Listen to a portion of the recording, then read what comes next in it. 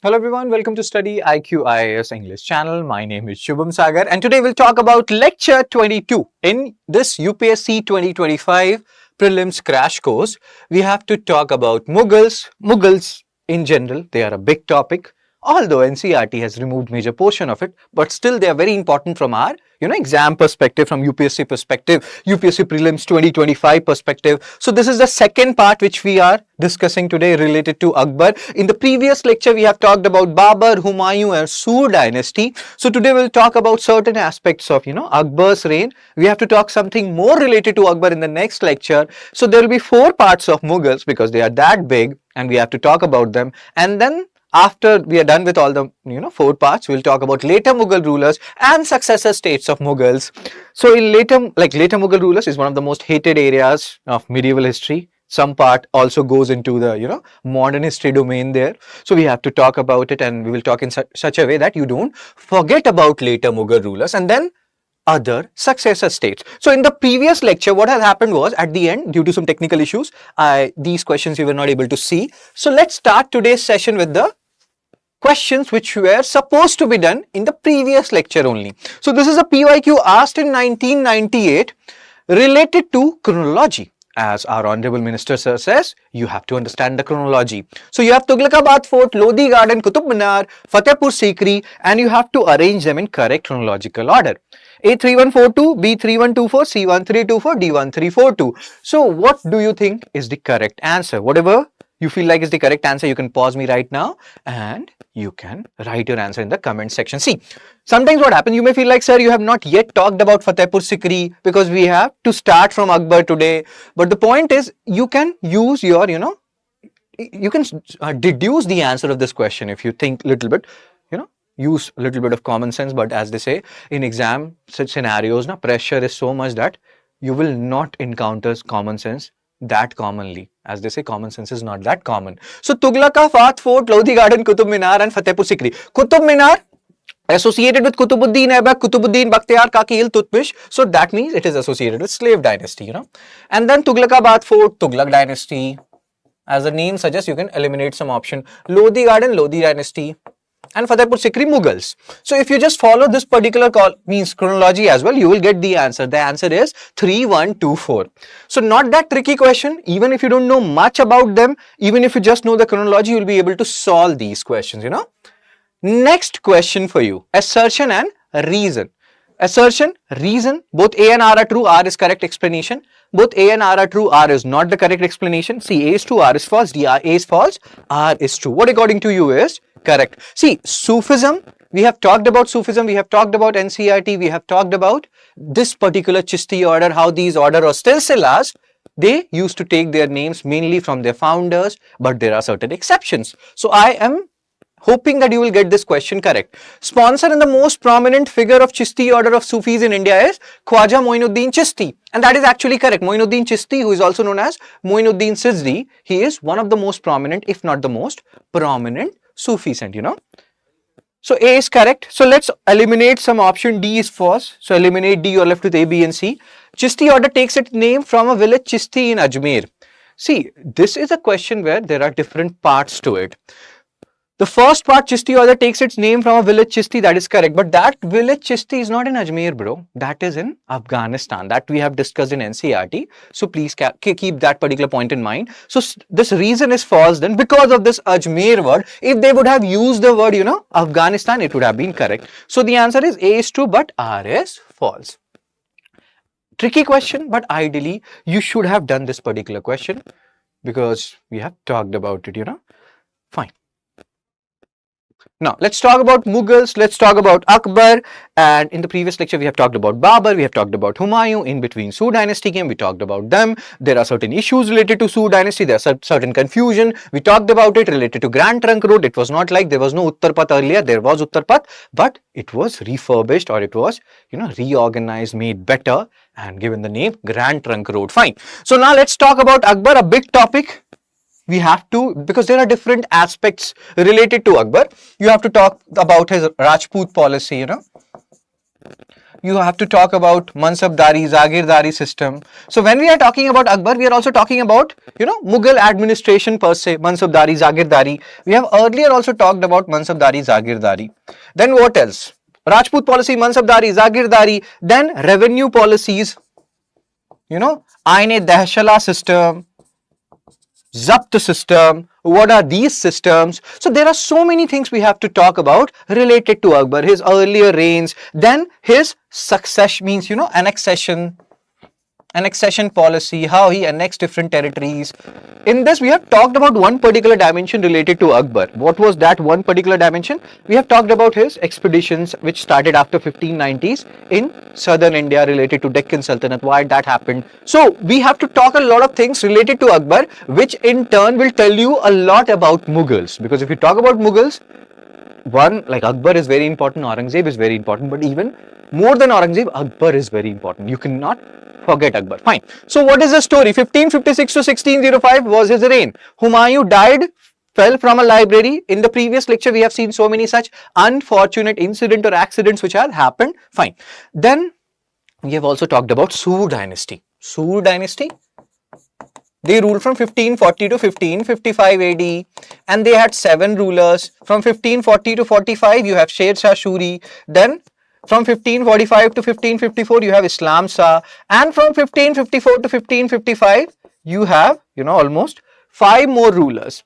One of those 5 rulers was Adil Shah. We'll talk about him. And under Adil Shah worked a guy called Hemu, who played a crucial role in ensuring that Adil Shah, if that was his name, won around 22 battles. So you have to remember these battles. Just give me a second.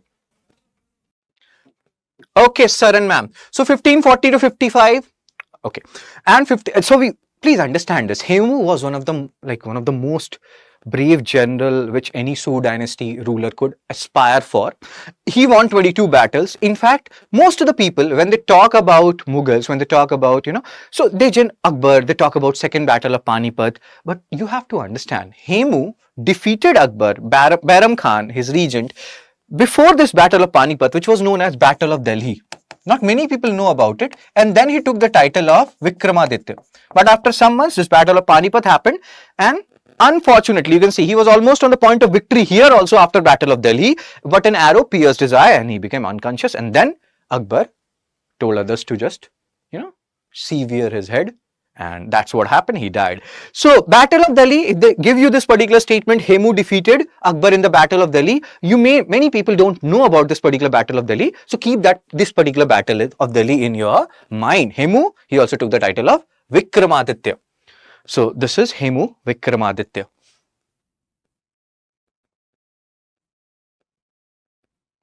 Now, after overcoming initial problems, you can read it. And now he will be starting his military conquest and all those stuff. So what is very important here when we are talking about, Hemu, you have to remember under which means ruler or Sur dynasty ruler he was working. And then the Battle of Delhi part, he took the title of Vikramaditya. These are the points which you have to keep in mind.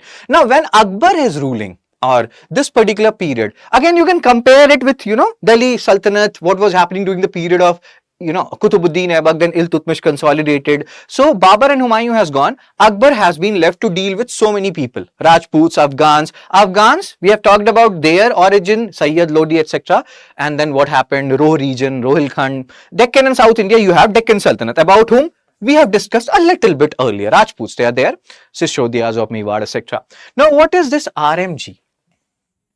Pay attention to the keywords, to the terms here, because questions can be asked on them. So RMG means when we talk about Rajputana region, which particular area, comes under Rajputana region. That stands with, or the mnemonic is, the nomenclature is RMG, RMG Rajasthan, M is, if I'm not wrong, Madhya Pradesh, G is Gujarat. So RMG, please remember it, just like this guy is saying OMG. That will help you in, they can give you this particular question, which of the following regions come under Rajputana, and then they will give you Rajasthan, Madhya Pradesh, Gujarat, and then some other region. Majorly comes under Rajputana, that is Rajasthan, Madhya Pradesh and Gujarat. Cool. Afghans were there in Gujarat, Bihar, Bengal, even Sher Shah Suri, Sur dynasty, that was also an Afghan dynasty. Fine, sir. Deccan, you have Deccan Sultanate. Again, let's do a chronology.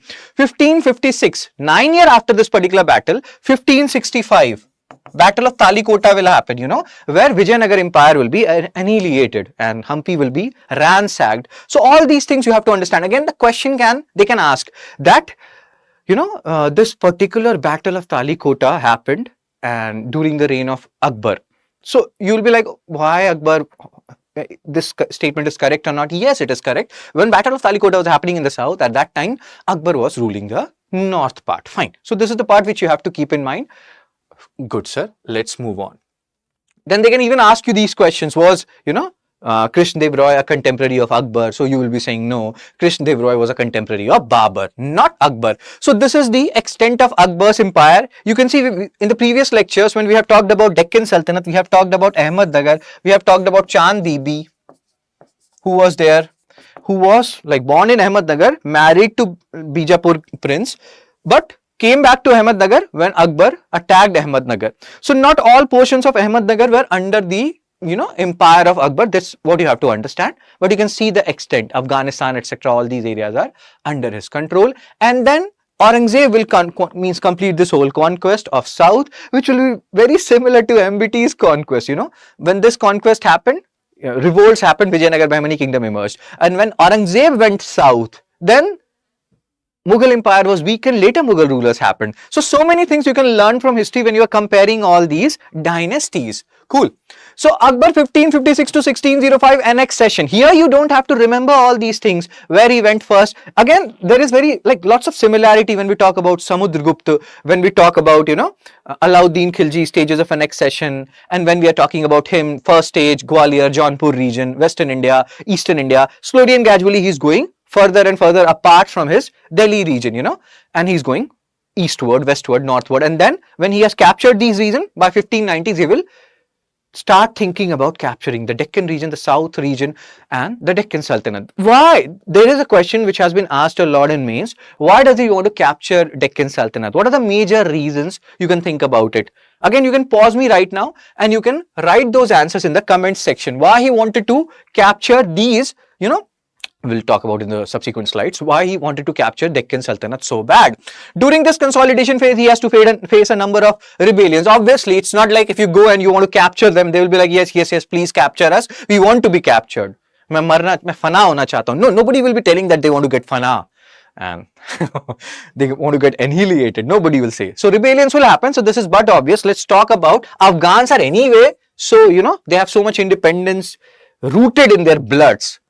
Afghanistan, graveyard of empire. So you can understand what is happening here. Let's try to understand Deccan and South, from which UPSC and other exams ask a lot of questions. Why Akbar wanted to capture these Deccan states so bad? First of all, he has done the upward annexation. So obviously the gradual stages that if you have captured certain portions, so you will try to capture other areas which has not yet been captured. That is one point. Second point, people who used to revolt against Akbar, they used to run away to these kingdoms, Deccan Sultanate kingdoms. And Akbar was like, dude, what are you doing? Why are you giving shelters to my people who have revolted against me? Second point. Third point, if you again go back and look at, Bahmani Sultanate, Deccan Sultanate, you will realize these are the areas, like they have many port towns, and it was very crucial for any kingdom to capture these port towns. Third point, we are talking about the major point. Fourth point, Portuguese came to India by then, 1498 they have come, and we are talking about 1556 and around, 1590 has come now. So Akbar does not like Portuguese per se, although he will have talks with him in, Ibadat Khana and some of these Portuguese, but in general, he did not like Portuguese and their naval attitude, because you already know Portuguese naval supremacy was unparalleled, and Mughals were not that great a naval power. They had a very good army, but when you talk about the naval supremacy of Mughals, that was something. They were not like Cholas who went to Southeast Asia and all those stuff. So their naval power is a question to ponder upon, where we can, always argue how much strong they were navy wise. So again, because of all these reasons, these are the major reason why he wanted to capture these Deccan areas so bad.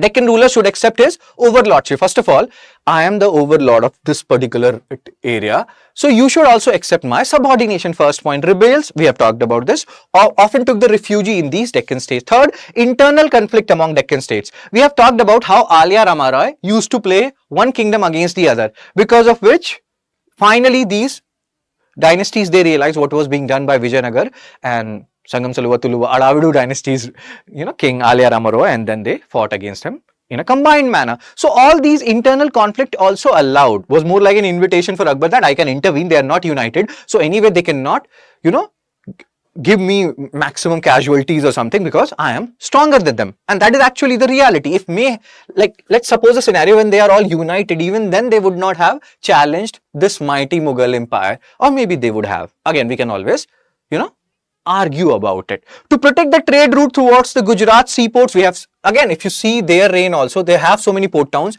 Berar, etc. is upwards. So they wanted to capture or keep a tab on these port towns. And then to drive Portuguese away in general, Akbar did not like these guys much. Some exceptions were there in Portuguese, but in general, he did not like them much. This is a slide which we have discussed when we were talking about Deccan Sultanate, when we were talking about Chand Bibi. So hope you remember this particular slide. By 1600, Mughal territories in Deccan included some portions of Ahmednagar and Berar. Have a look at this map. This will help you. Whispering Gallery. When we were talking about Deccan Sultanate, which particular monument is known as Whispering Gallery? If you know it, you can post it in the comment section. Just give me a second.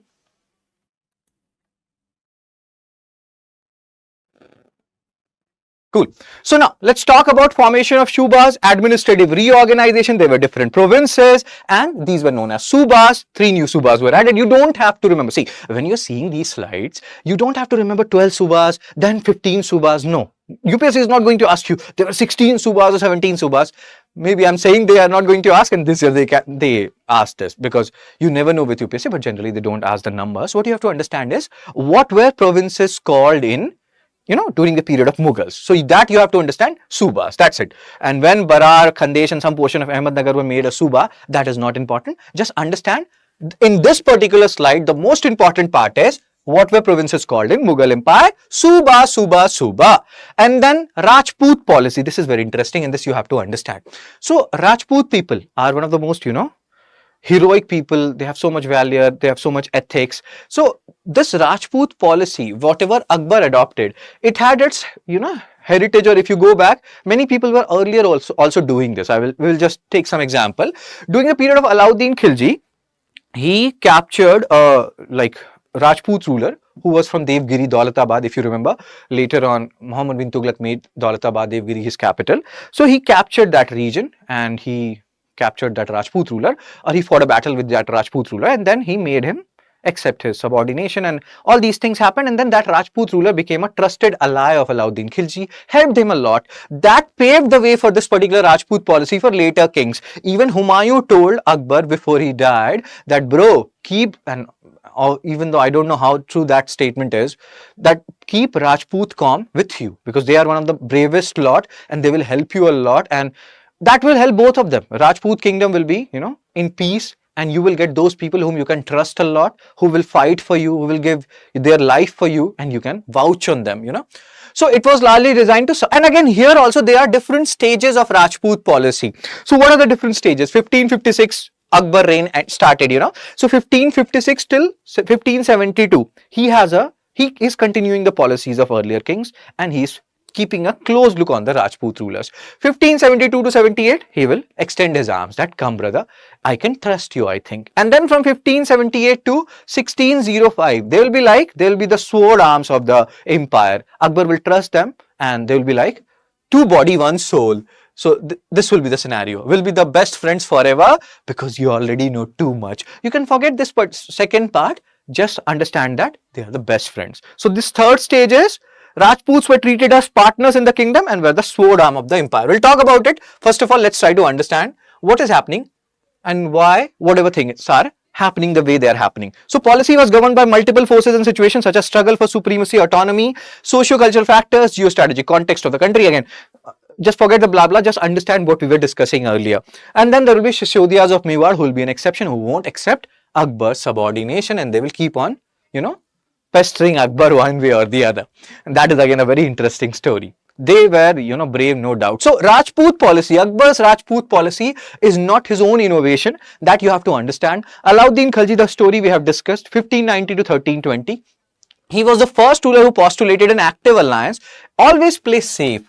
These kind of words, they are extreme words, that you are the first or this and that. So always write one of the first rulers. Why do you want to, keep a fight or take a fight with the guy who's checking your copy? So write was one of the first rulers who postulated an active alliance with Ramadev of Devgiri, Daulatabad, which will, again, you can connect the dots here. Alauddin Khilji, 1290 to 1320. He is ruling, and then after 5 years MBT will come. So maybe MBT is also learning from what Alauddin is doing. He is also understanding that Devgiri, Alauddin Khilji was paying a proper attention to. He invited that king to Delhi after submission, gave him presents, etc. And then this king helped him a lot. So maybe this was also one of the reason why MBT thought that Devgiri or Daulatabad will be a proper place to make or shift the capital to, because we already know a lot of things about them because of Alauddin Khilji and what he did. So that is what you have to understand here. Everything is interrelated. That's what we are trying to understand. And then Humayun, at the approach of his death, it's like, this is so funny, bro. It's who knew? That's why I'm saying all these points, all these facts which you are reading, take it with a tinge of salt, because did Humayun know that he was going to fall from a library? What they are saying when they are saying that at the approach of his death, so they are trying to say that just before he died, he may have said this particular thing to Akbar, that this particular qawm, the Rajputs, should be reared up because they are not given to transgression and disobedience, but they are obedient. They will serve you till their death. They are very loyal. They have so much ethics or ethical, aspects in them. So Rajput policy, 3-phase, we have discussed all these things. From 1556 till 1572, he is continuing the policy followed by earlier Delhi sultans. He is just keeping a close watch on them. Then from 1572 to 78, 6-7 years, he tried to develop an extended alliance that let's have a Jappi, Jadoo ki Jappi. Just like our honorable PM said, he goes anywhere and everywhere and he gives Jadoo ki Jappi to all the, that is actually a good thing. So third and last phase is marked by Akbar's break with Muslim orthodoxy, and he is like, no, I can trust Rajputs. They are my friends and they are partners in this kingdom as well as sword arm of the empire. So this is the point which you have to understand. Again, when we talk about decline of Mughals, when we will talk about it later on, you will realize that Aurangzeb was not that hunky-dory about Rajputs, or he was not that receptive towards. And then he started making different enemies by trying to annex their territories, which was not liked by Rajput. So all these things, whatever you are seeing in the factors which are playing a role in the emergence of Mughals, decline of these factors will play a role in the decline of Mughals. So all these things you have to understand. So again here, he wanted to make Rajputs happy so that they can serve him better, or they can fight for them or for him in a better manner. So he abolished this pilgrim tax, later the Jizya, and to allow these Rajputs to do ghumi in a much better manner. For my South Indian friends or people who don't understand Hindi, ghumi means taking a walk or taking circumambulation, doing rounds, circular paths, or going around circular paths. Hope you are understanding what we are discussing here. So when you go to pilgrim places or pilgrimage, you do circumambulation. Based on circumambulation in temple architecture, we have also talked about Sandhara, Nirandhara, Sarvato Bhadra, different types of temple architecture. Revise it, go to temple architecture lecture. Proved to be beneficial to the Mughal state as well as to the Rajput. Again, they are saying that it will serve both the purpose. The alliance secured to the Mughals the service of bravest warrior, and there was peace in Rajasthan. Mansabdari system. So we have talked about one particular aspect of Akbar, that is Rajput policy. The second part is Mansabdari system, Jagirdari system. The third part will be the revenue system, Aine, Dehshala, etc. All these things we have to understand and understand in a better manner. So the Mughal emperors maintained a large and efficient army till the reign of Aurangzeb, and the credit has to be given to Akbar, and he started this Mansabdari system. See, if you remember, I will just take a blank slide. So in Delhi Sultanate, when we were discussing Delhi Sultanate, we have talked about all these things, and we have even taken the example of class 7 chapter 4. So please do revise if you have forgotten about them. So Iqtadari, Mansabdari and Jagirdari. Iqtadari, Mansabdari, Jagirdari. We have talked about them. What do they mean? What is the meaning of them? Iqtadari system, Mansabdari system. Lands were known as Iqtas. Whom they were assigned, they were known as Iqtadars or Muktis. These Iqtadars or Muktis, they generally have to be at their place, at their iktas, maintain law and order. They will collect revenue, keep a certain percentage with themselves to maintain law and order, to maintain their horses, and send the remaining amount to the king. That's how generally iktadari system worked, and iktas were transferable. But during the period of FST, Firoz Shah Tughlaq, we have seen that he had made it hereditary or non-transferable to appease the ulemas, to appease nobles, blah blah blah. Mansabdari system, what is happening? Just like you had, iktadars here, iktadars, they are also known as muktis. So here you have Mansabdars. Mansabdar is a rank just like Iqtadar is a rank. Mansabdars, they had different things. One is like, what is their rank? What is their pension or salary? They're different. And third is, how much horse or horseman they have to maintain. How much horse or horseman they have to maintain. These three aspects are associated with Mansabdars. First, your rank. Second, your salary. Third is how much horse and horseman you have to maintain. And initially there was one rank, and that is one rank. Later on, by 1590s, they changed it into Jat and Sawar. So this rank and salary came under Jat, and horses and horsemen, how much you have to maintain, that came under Sawar. Cool. So these are Mansabdars. They have a rank, they have a salary, they have to maintain certain horses and horsemen, and they have to serve the king. Now Mansabdars, if they are paid in lands, those lands are known as Zagir. And then they will also become Zagirdars. Class 7, chapter 4, page 4, this we have discussed in the Delhi Sultanate lecture. What they say is that unlike Iqtadars, Mansabdars do not have to stay in their Zagir and maintain law and order. They can live anywhere in the country. The only thing is they have to maintain their horse and horsemen, their Sawar. Unlike Iqtadars, who have to stay in their iktas and maintain law and order of their place. So please revise Delhi Sultanate lecture, see class 7 chapter 4 page 4, and we are talking about new rationalized NCERT, which you can download for free from NCERT's website. Fine. So let's go back and let's see. So these are the basic things which you have to understand. Now let's come and read about them. Akbar Rajput policy, Mansabdari. So here Mansabdari system. And again, you will see, it doesn't matter whether you are a military officer or a commander, then only you will be a Mansabdar. Even Abdur Rahim Khan Khana, who was a poet, he was also a Mansabdar, if I'm not wrong, and other people also. So it was half civil, half military. You are a civil officer, military officer, you will be made Mansabdar. And also one more thing, it was not hierarchical. That means, let's say you are a Mansabdar and your Jat, that is rank and salary, let's say it is 60,000. I'm just taking an example. So 60,000 is your rank, or you have to maintain this much horsemen.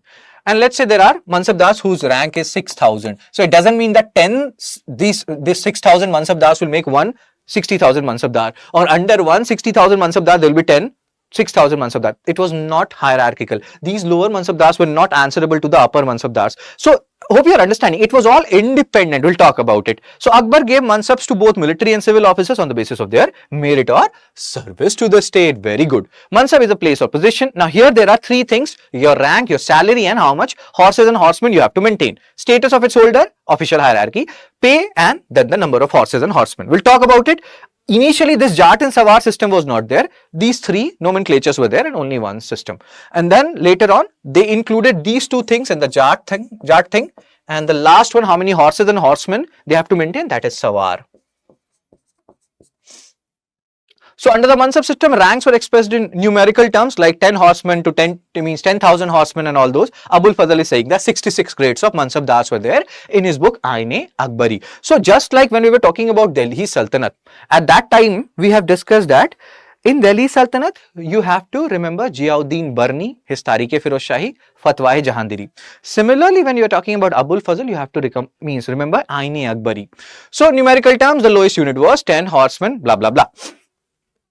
A dual rank Jat and Sawar. So initially we have just discussed a single number represented the rank, the pay, and how many horsemen or horses you have to maintain. By 1590s, 1595 you had Jat and Sawar. Jat is your rank and your salary. Personal pay and your rank. And Sawar is how many horses and horsemen you have to maintain. Keep it in mind. Maybe they will not make it that tough, but you should be knowing about all these things. What is Jat, what is Sawar, and what is Mansabdari? This is your horse. This is a joke when you're writing an essay for a test, and then the teacher says you have 3 minutes left. And that's what happens actually. So what happens is sometimes this has happened with me also in essay paper, that now you have to write 2 essays. There was a time when people used to write 1 essay for 3 hours. So 2 essay, ideally 1.5 hour, 1.45 hours. But when you will write UPSC mains, you will realize that sometimes you will exceed time. For one essay, you will write for 2 hours, and then for other essay, you will forget everything. People say don't write it in points, don't make too many haphazard diagrams, etc. in essay. Keep it simple and easy, and it should flow. Essay should flow. Essay should not look like a GS answer where you have points. But again, time constraint happens. So the more you write, the better you will become. But that is a thing which you have to ponder upon after prelims 2025. Right now, you have to focus on prelims and how to crack prelims. Fine, sir and ma'am. So Mansabdari system, uniformity and integration of services. All the Mansabdars, that's what we were talking about. Or direct subordination to the emperor. It does not mean a Mansabdar with 6,000 rank is subordinate to a Mansabdar with 60,000 rank. To the emperor, that is, Mansab of higher rank was not made up by Mansab of lower rank. Administrative, civil and military services were integrated, and that is also a way to expand the empire. Let's say there are people whom you don't know much about, but if you give them such rank, which is like, everybody is given same rank, and this you can also understand from office. Let's say you have an office where director, associate director, faculties, everybody is sitting on the same.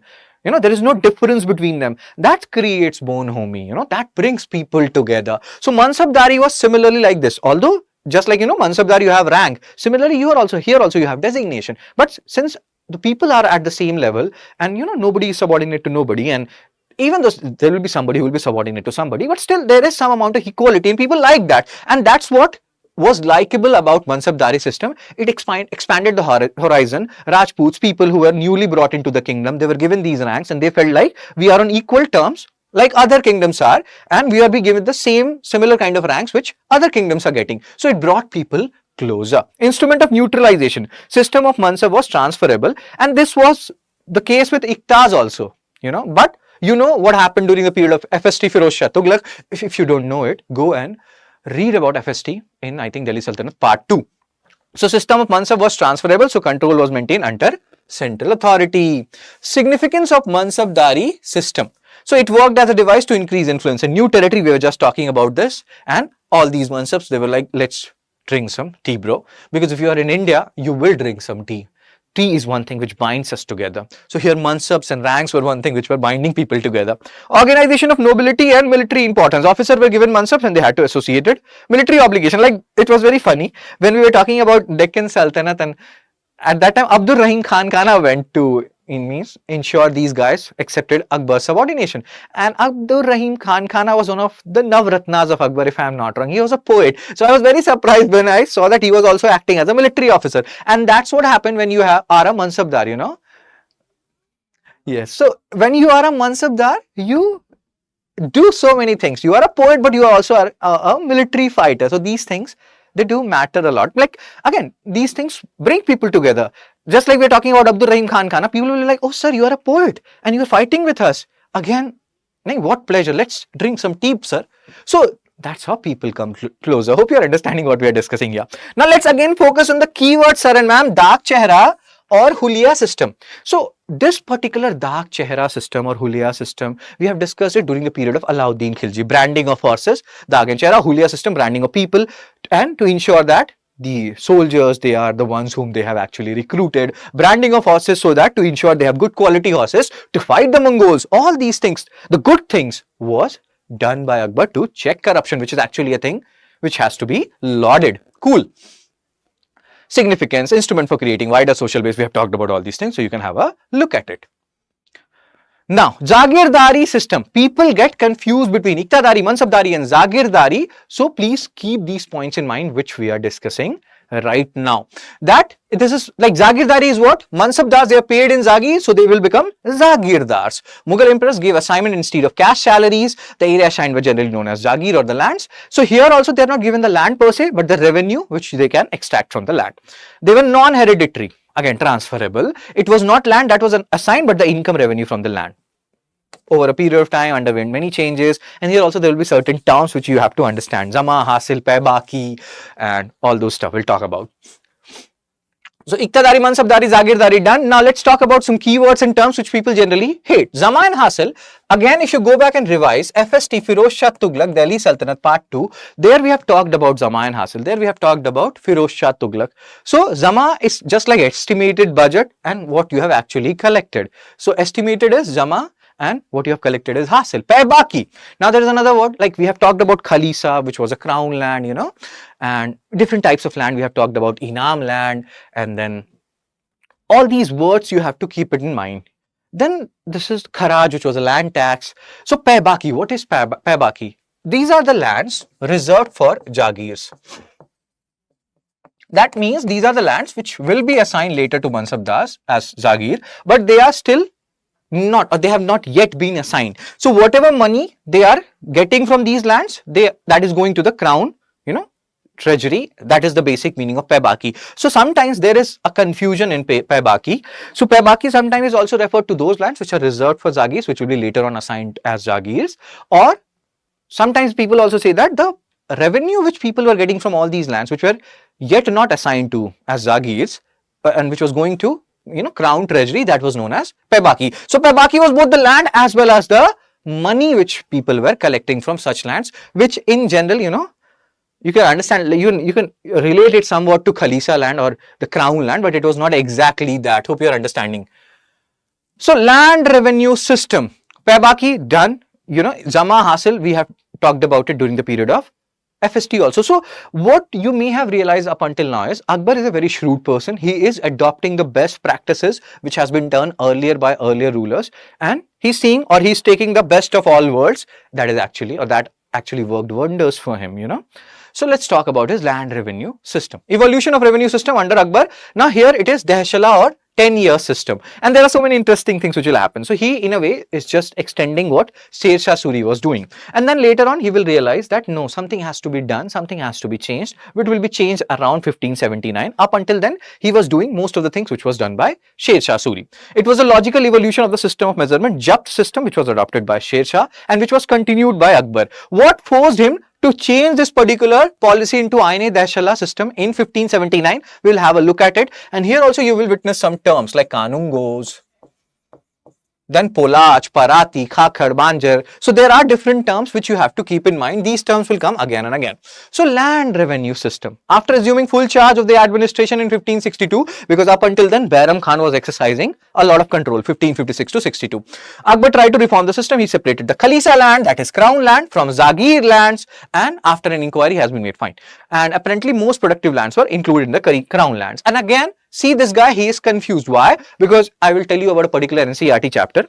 In that particular chapter, where there are different authors, they have talked about so many things. Al-Baruni, Kitabul Hind, then Ibn Battuta, Rihla. Then there is a guy who is coming from France, who is writing about India. And in that, he has talked about that all Mughal lands, so crown lands, all Mughal lands were Khalisa land, because confusion happened. The way these guys or the Mughals, they were separating Khalisa land, etc. and way they were keeping or, you know, bringing more and more land into Khalisa land or crown land, it generated confusion in the mind of that particular author. Who was that author? Who wrote during the period of, I think, Louis XIV, and who wrote so many bad things about India. If you know it, you can post it in the comment section. So he felt like all lands in India are crown lands or Khalisa land. This will also bring you to that particular topic which we have discussed earlier regarding ownership of land. You know, land, there are three concepts. One is individual ownership, land belongs to me. Second is community ownership, land belongs to us as a community or a group. Third is royal ownership, land belongs to the ruler, you know. So here, this particular guy of France who, you know, devoted that particular book to Louis XIV, he said that all lands in India belong to the king. That was a wrong assumption, and that's why we are seeing this visible confusion. If you know the name of that particular author, please post it in the comment section.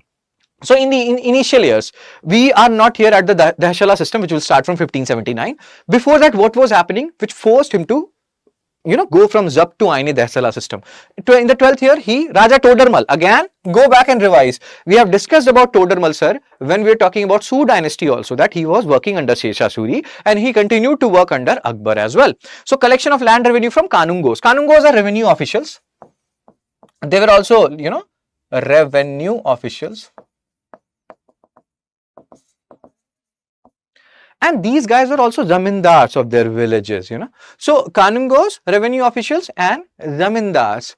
So initially, before Akbar, what used to happen was, these guys, they used to collect money from different areas, and a certain percentage based on how much they have collected was given to Kanungos. But what happened during the period of Akbar, he kept them on salary basis, that we will pay you this much amount per month. So now there is, if you look at it this way, there was not much incentive for Kanungos to generate more and more revenue, because they know we will be getting this particular month salary this month, every month we'll be getting this much only, doesn't matter how much we are contributing to the treasury. So maybe this was not such a good idea, because then Kanungos, what they started doing was, they started suppressing figures, because whatever more amount they'll be getting, they'll be keeping it in their pocket, because anyway they are now not being given money based on how much they are generating, or how much revenue they are generating rather. So again, this is one thing which you can debate, whether Akbar was right to keep Kanungos on a salary basis or not, or whether that was a wrong decision done by him. So Kanungos were asked to provide information about area of the land cultivated, produce of the land revenue figures, or taksimat.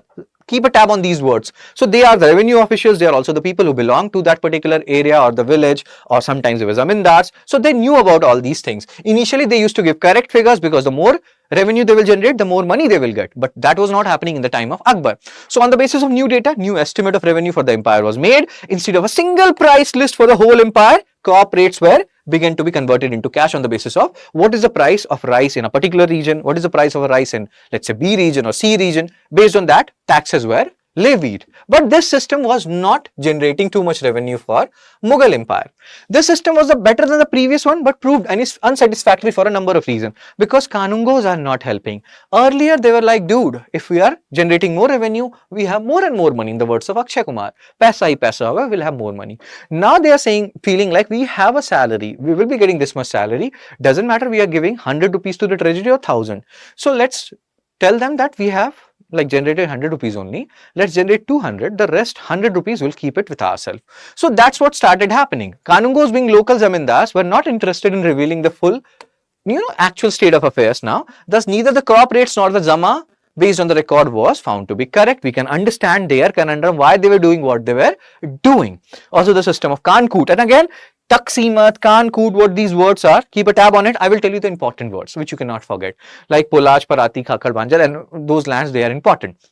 Fine. So you understood why these Kanungos are doing what they are doing. All these things led Akbar, Todermal to think about something new now, what they can do. So that led to Dashala or 10-year rates. Let's say you can fool people once, you can fool people twice, you can fool people thrice, but you cannot fool people for 10 years in a row, right?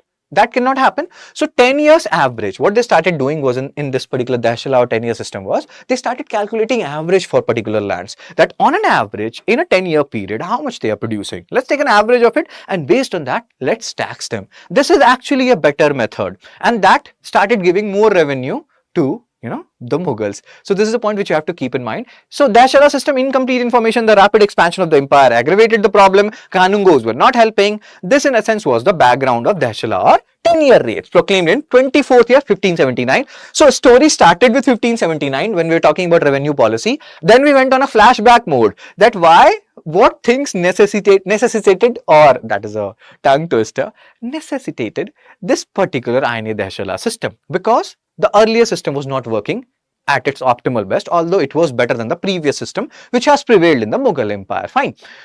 So yes sir, so here we are talking about this. So on the basis of which state demand was expressed as a cash rate based on local productivity and local prices, 10 years average. Here also, if you again go back, good, bad and all those system which was there in Sher-Shah Suri period, that was there, but further classifications were done based on Polaj, Parati, Chachad and Banjar. And this is the order of fertility also, like Polaj is the most fertile land, then Parati, then Chachad, then Banjar. Polaj, you can remember it from Pollard. Kiran Pollard, he is this guy. Pollard, that guy is somebody else, brother of Hardik Pandya, Krunal Pandya. So Pollard will help you in remembering Polaj, which is the most fertile land under Mughals. And then the other three, Parati, Chachad, Banjar, you can remember it by PCB, Pakistan Cricket Board, like this, Pakistan Cricket Board, or physics, chemistry, biology, whatever way, whatever floats your boat, you can remember it that way. This is the order. They can give you these words, that Polaj, Parati, Chachad, Banjar, arrange them in the increasing or decreasing order of fertility. So you have to remember these names are important. Polaj, lands which were continually under cultivation, Parati, fallow for a year, fallow for a year, that means the fertility is little lesser compared to Polaj. Chachad, fallow for 3 or 4 years, Banjad, cultivable westland. So you can understand this is, descending order, descending or ascending. So Polaj is the highest, like most fertile, and Banjar is the lowest. So is it ascending or is it descending? Ascending, low to high, descending, high to low, right? So this is descending. Okay, again. So please, PCB. So Pollard, remember, and then these three you can remember by PCB, Pakistan Cricket Board. Many people are like, sir, we don't like cricket. So how can we remember it then? So physics, chemistry, biology will help you in remembering the chronology. Pollard is separate, Parati, Chachad and Banjar, physics, chemistry, biology, or Pakistan Cricket Board. Fine. So lands were divided into good, bad and middle. This was the thing which happened during the period of Sood dynasty as well, and Akbar is continuing it. He is very good in all these things, adopting best practices from different periods. 1/3 was the average produced. This also we have discussed earlier, and 1/4 for Multan, Rajasthan, not very fertile area. Half for Kashmir because they are growing saffron. Oh my God, saffron teas are awesome. I have drank it 1 or 2 times. Dynasty Zabt system was continued, but when they realized that Aini Dashala is much better than Zabt, so they shifted. So again, they're good. They're very flexible that way. Akbar and his administrators. Basic unit was Bigha. This is still a land measurement or land, unit in so many areas, in so many villages. Fine. So we have discussed almost all the things. State preferred cash. Peasant had the option of paying either in cash, blah, blah, blah. You can have a look at this. Now pay attention to the words. What were the important words? What are Kanungos, what is Kankut, then Polaj, Parati, Chachad, Banjar, all these words, keep a tab on them. Dasheri's emergency says, let's say there are some fights which has to be done and government is running short of, resources, they will take this emergency cess, which is Dasheri. Nabud, cropless area. Let's say there are certain areas where no crop is growing. So why will they take tax, from that area? Because they know you're not earning anything. So cropless area was kept out for assessment, but this area could not exceed 1/8 of the total shown area. If you convert 12.5%, into fraction, that will be 1/8. Very good.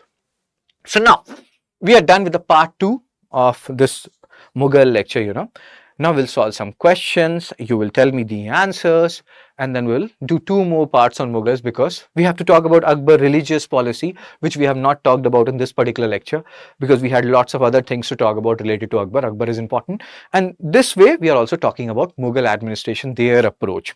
So once Akbar is done, other like 3 and 4 is for Akbar, some portion of Akbar is left, then we have Jahangir, we have Shah Jahan, we have Aurangzeb. Once we are done with these important early rulers, then there will be one particular chapter for later Mughal rulers. So these are important rulers, pay time, means give little bit attention to them, and that will help you in solving so many questions. So this is a question based on the previous things which we have studied. Where is the famous Vijay Vitthal temple having its 56 carved pillars emitting musical notes located? Belur, Bhadrachalam, Hampi, Srirangam. What do you want to say to that?